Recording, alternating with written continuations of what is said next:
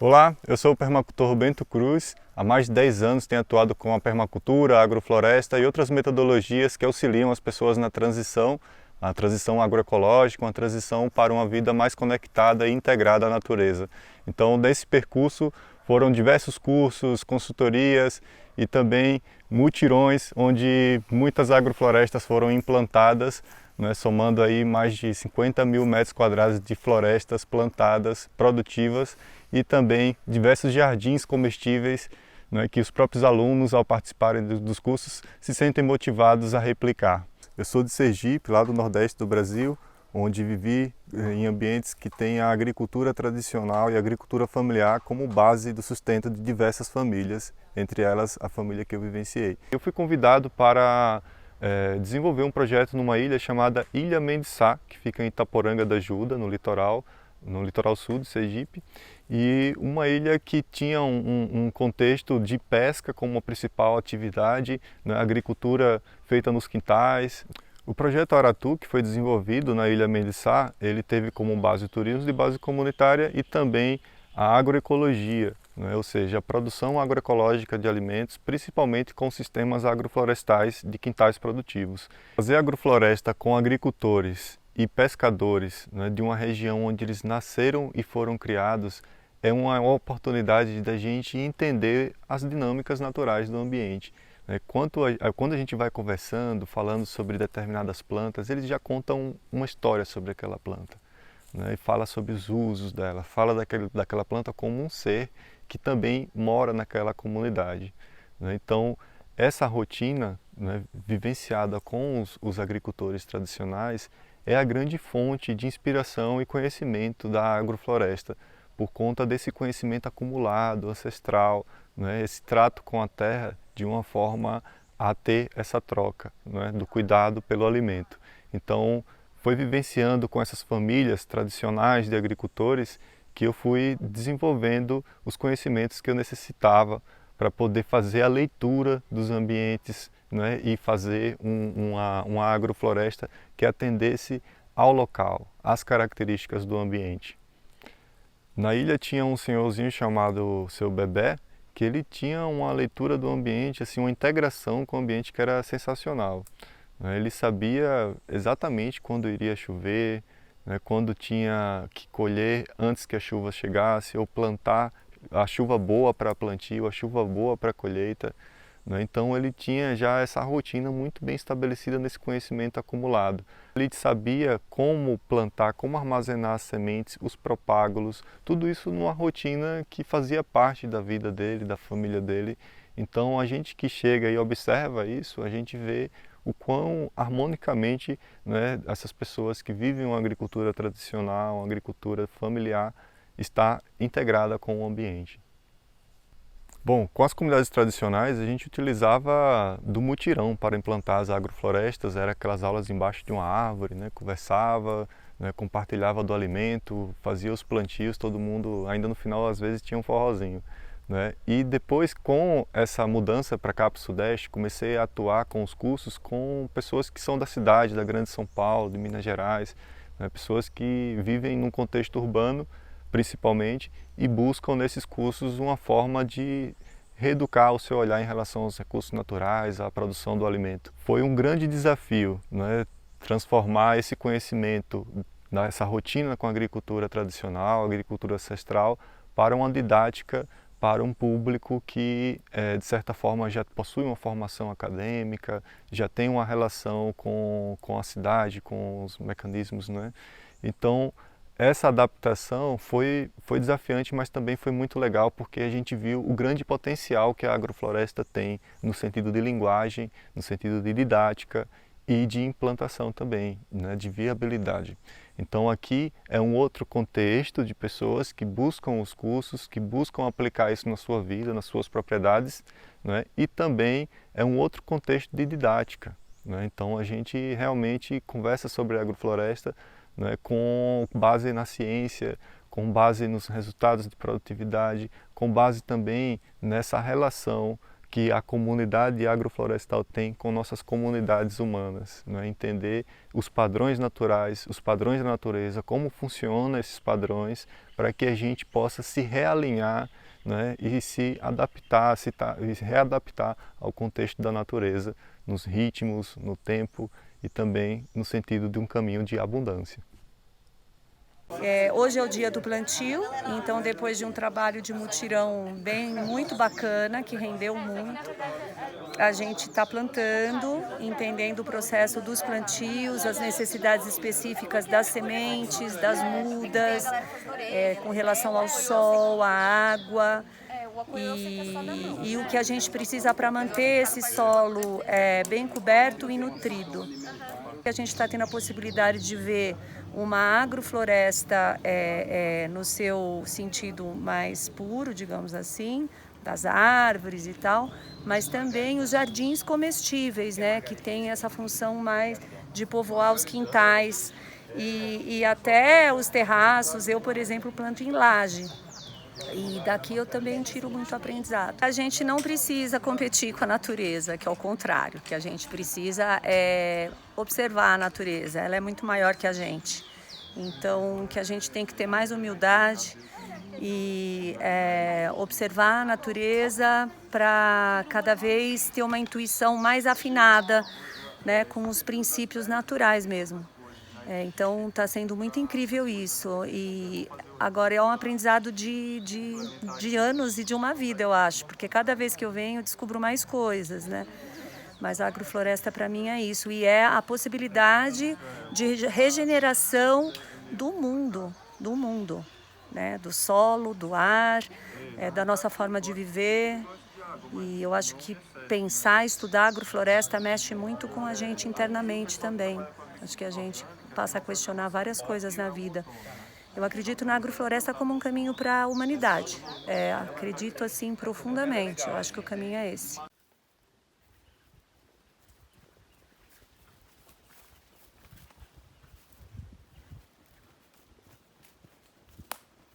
É muito importante a gente saber a origem do nosso alimento, saber como ele foi produzido, de onde ele veio, como foi produzido.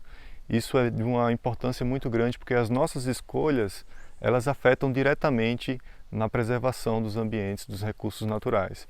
Porque a gente sabe que a agricultura que vem sendo praticada, principalmente nos últimos 70 anos, é uma agricultura de extremo impacto nos ecossistemas.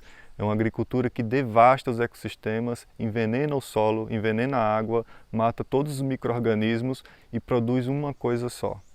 Isso é um processo degenerativo e esses ambientes não resistem por muito tempo, perdendo seus mecanismos de regeneração e capacidade de resiliência. Devastam as florestas, aumentando essa fronteira agrícola para biomas que são extremamente sensíveis, como o bioma do Cerrado, o bioma amazônico, né, para criar essa condição de uma larga escala de grãos como o milho e a soja. Em paralelo, a agricultura que a gente vê também de alimentos que chegam às nossas mesas, alimentos in natura, como frutas, verduras, também estão vindo de contextos com bastante degradação.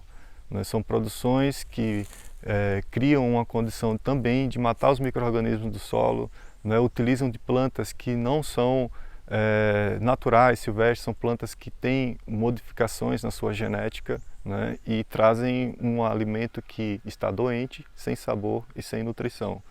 Um exemplo muito claro desse movimento de envenenamento dos alimentos é a bananeira, que o mundo inteiro consome. A gente sabe que as bananeiras estão vivenciando hoje uma pandemia do mal do Panamá, que é um fungo que está atacando e devastando os bananais pelo mundo. A gente tem mais de 30 espécies de banana no mundo, mas a gente só consome 3. Ou seja, são plantas que são clones replicados de uma matriz única que estão extremamente suscetíveis aos avanços dessas pragas. E são pragas que são muito difíceis de controlar. Essas monoculturas hoje estão chamando a atenção de grandes instituições, pesquisadores, buscando uma solução para que não falte banana para as populações. E depois de vários estudos pensando em novos clones, em frutos mais resistentes ao mal do Panamá, eles chegaram à conclusão simples, que o que precisa é diversidade, ou seja, produzir bananas originais, naturais, em maior quantidade e diversidade, né? E produzir isso em florestas, em agroflorestas, em ambientes que o solo esteja vivo e que transfira essa imunidade para a planta, que dê essa condição da planta ter um ambiente biodiverso em vida, em companhia de outras plantas. Então a gente vê que às vezes a ciência caminha para um sentido de simplificar e cria complexos problemas, enquanto a agrofloresta atua de uma forma simples, gerando complexidade.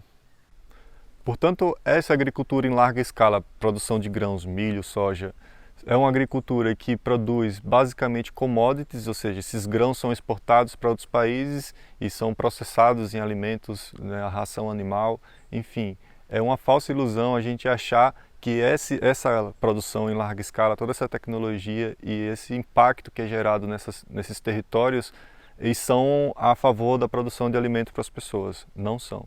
São produções para exportação.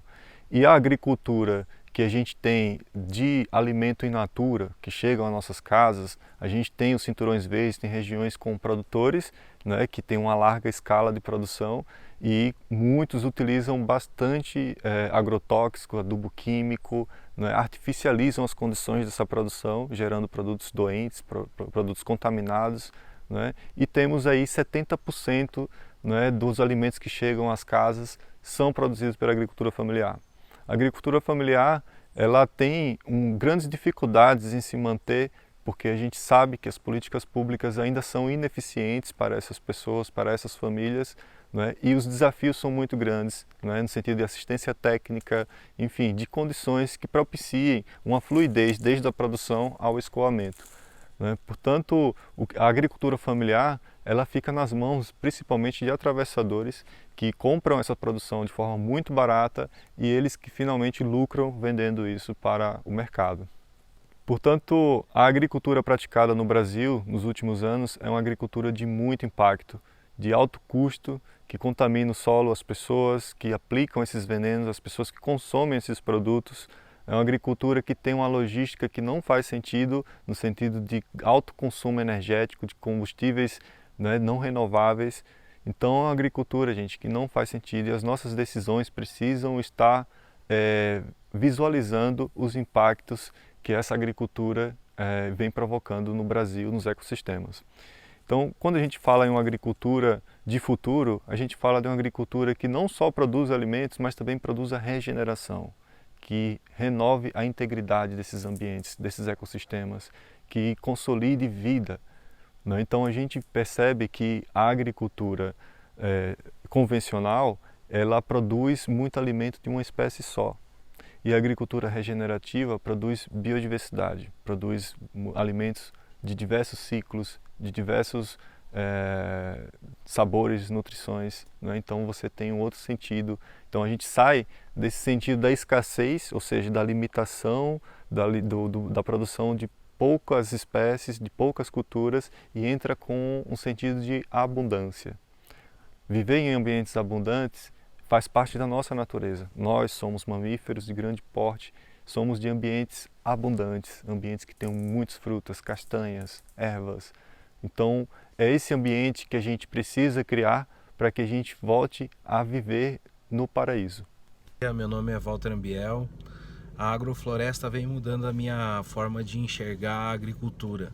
Eu era um produtor rural no estado do Mato Grosso e só via uma forma de se trabalhar com a monocultura, né? Com plantio de soja, com plantio de milho, com plantio de feijão, com plantio de arroz. Mas a agrofloresta, que se consorcia várias culturas de estratos menores para estratos maiores, achei assim fantástico. E é algo que eu sinto que pode impactar bastante, pode mudar bastante a maneira de se fazer agricultura no Brasil e no mundo. E eu pretendo implantar num sítio aqui no município de Ibiúna, São Paulo. Pretendo começar a desenvolver, agora eu já estou gestando a ideia aí nesse período de inverno e no início da primavera eu pretendo já plantar e implementar primeiramente os 2.500 metros. Quando a gente desperta para esse cenário caótico da agricultura que está sendo praticada no mundo e aqui no Brasil, a gente busca outros caminhos, né? Outras formas de consumo, consumo mais consciente, mais responsável, que apoie as cadeias produtivas locais, que você tenha confiança de que aquele alimento que chega à sua casa, fresco, seja um alimento realmente saudável, né? Portanto, esse caminho de transição começa pelo que a gente consome. E também a gente caminhar para esse sentido de autonomia de forma leve, produzindo parte do alimento que consome, né? E aí você vai avançando nesses aspectos a partir desse contato com a terra, com essa relação ali diária, né? Essa rotina de entendimento dos ciclos naturais ali do ambiente onde você vive ou da propriedade rural que você frequenta, e aí você vai ganhando essa confiança e aumentando essa produtividade, né? Então a agrofloresta, essa agricultura que a gente fala que é uma agricultura de futuro, é porque ela pensa em regeneração e alta produtividade. Uma agrofloresta, hoje, a gente sabe que ela consegue produzir 80 toneladas por hectare, em baixo custo, porque é uma agricultura de processos, uma agricultura que a gente gera processos no solo, no ambiente, de modo aos mecanismos de regeneração se desenvolverem e poder criar uma condição de suporte à vida, né? Portanto, a gente tem uma alta produtividade com um baixo custo. Todo esse conhecimento de agrofloresta parece complexo, mas não é simples, gente. É algo que você pode praticar em qualquer ambiente, qualquer casa, qualquer quintal, até no teto de sua casa você pode produzir utilizando alguns princípios, né, que são fundamentais no incremento de vida e fertilidade. Portanto, fazer agrofloresta, ela não demanda tantos conhecimentos, demanda esse olhar mais apurado, mais atento aos ciclos naturais, saber o que são as sementes, como que elas se desenvolvem, como que germina, saber daquelas plantas que vão bem ali na sua região, né, os tratos culturais, enfim, nessa rotina você vai aprendendo não só a cuidar das plantas, mas cuidar de si, cuidar da sua família, cuidar da sua casa, do seu quintal. Você vai criando um ambiente bonito fora e dentro de você, um ambiente nutritivo, aromático, né? Então, fazer essa vida no campo, essa vida, né, no seu quintal ali, fazer sentido a sua visita ao quintal, de você ir colher, conhecer cada planta que você inseriu ali, como que elas estão se desenvolvendo, como que elas estão se relacionando entre elas. Então, essa rotina é um caminho, né, de realinhamento, né, da nossa natureza. Então, nesses últimos anos, foi muito bacana ver a quantidade de pessoas que estão colocando isso em prática nas suas vidas, né? Ou seja, mais de 1000 pessoas passaram pelos cursos, pelas vivências, e boa parte dessas pessoas já implantaram um jardim, já implantaram uma agrofloresta, mandam para a gente fotos, vídeos. E isso tem sido muito legal, assim, é na prática a coisa acontecendo. E a gente sempre fala que o conhecimento da agrofloresta, da permacultura, é um conhecimento da prática, de você entender o que você precisa para poder fazer uma intervenção ali saudável com o ambiente. E no final das contas não precisa de muita coisa. Precisa, né, a gente fala que o principal insumo externo a um ambiente onde a gente vai produzir é o conhecimento. Então, se você tem uma base de conhecimentos sobre as plantas, as sementes, o solo, a nutrição, você consegue plantar agrofloresta de uma forma muito simples. E muita gente praticando agrofloresta, a gente vai regenerar o planeta.